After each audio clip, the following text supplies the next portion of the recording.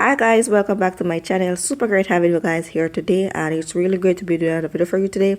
So this is basically something I did in the week. Decided to video it and share it with you guys, just a part of what I do in a day. So yes guys, so basically today I went to cook boiled dumpling and saltfish, right? So right here I'm basically cutting up the onions. I wanted the onion to be a little bit more small, so I was trying to cut it up with the knife like I see some chef doing, but the blade of the knife was too small, so it wasn't getting it properly. I didn't want it to slip and cut me, so I just leave it. That's a okay size also, right? And then I decided to clean the garlic, wash them, and cut them up as well.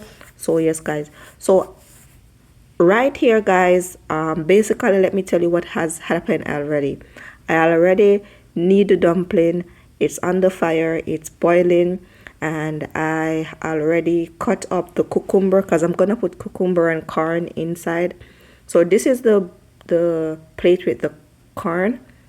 It was a big tin, so I decided to use some and leave some for another day.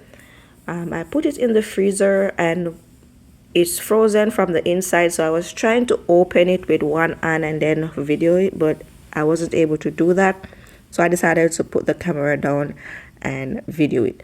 Now I put some warm water inside and I put it to defrost, right?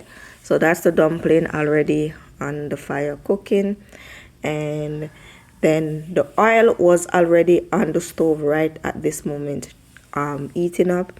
And then I basically go ahead and pick the saltfish. I already boiled this and then I washed it already.